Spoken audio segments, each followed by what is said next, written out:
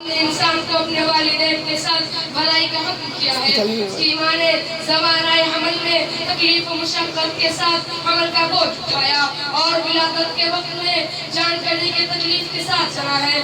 محترم سامعین اور میرے دینی بھائیوں اور دوستوں، اللہ رب العزت نے قرآن مقدس میں کئی جگہ اپنی عبادت اور اپنے حق کے ساتھ والدین کے حق کا بھی ذکر فرمایا، اور جہاں مالک عبدالسمد خالق کائنات نے اپنی عبادت کی تاکید فرمائی ہے، وہاں والدین کے ساتھ حسن سلوک اور رواداری کی بھی تاکید فرمائی ہے.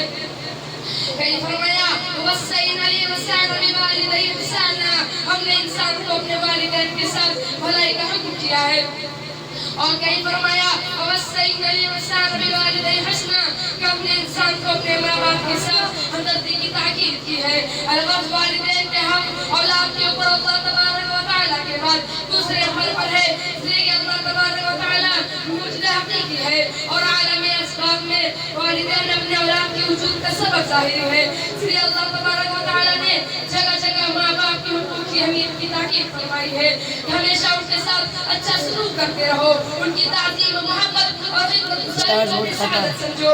ایک حدیث پاک میں حضور صلی اللہ علیہ وسلم نے ارشاد فرمایا، ایک نوجوان صحابی تھے جو بہت زیادہ عبادت گزار، نماز روزہ صدقہ خیرات اور بھلائی کے کاموں میں سب سے آگے رہتے تھے، لیکن ان کے گھر میں ماں اور بیوی کے درمیان اختلاف اور انبن رہتی تھی. وہ بیوی کی باتوں میں آ کر ماں کے اوپر بیوی کی باتوں کو ترجیح دیتے تھے. اس کے نتیجے میں ماں ان سے بہت زیادہ خفا رہتی تھی.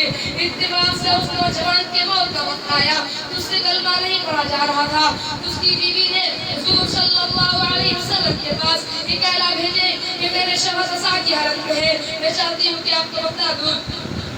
تو حضور صلی اللہ علیہ وسلم برف سے نفیس تشریف لائے اور کہا کلمہ پڑھو. تو انہوں نے کہا مجھے اس کی طاقت نہیں کہ میں کلمہ پڑھ سکوں. تو آپ صلی اللہ علیہ وسلم نے فرمایا معلوم کیا کہ والدہ زندہ ہے؟ لوگوں نے کہا جی ہاں. تو آپ صلی اللہ علیہ وسلم نے والدہ کو بلوایا اور کہا اپنے بیٹے کو معاف کر دو.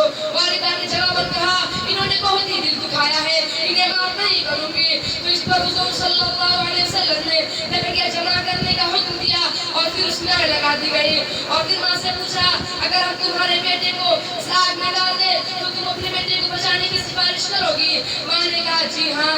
اس پر حضور صلی اللہ علیہ وسلم نے فرمایا جہنم کی آگ سے کئی زیادہ سخت ہے، جب تمہیں اس آگ میں جلنا گوارا نہیں، اس سے کئی زیادہ سخت ترین آگ میں جلنا کیسے گوارا ہے؟ لہذا تم اپنے بیٹے کو معاف کر دو ورنہ ہم تمہارے سامنے اس آگ میں جلا دیتے ہیں. تو حضور صلی اللہ علیہ وسلم والدہ نے کہا یا رسول اللہ آپ گواہ رہیے، میں نے اپنے بیٹے کو معاف کر دیا اور میں ان سے راضی ہوں. پھر آپ صلی اللہ علیہ وسلم نے کہا بیٹے سے کلمہ پڑھو. تو انہوں نے کلمہ پڑھا. اب انہیں چند باتوں پر ختم کرتا ہوں. وما علیکم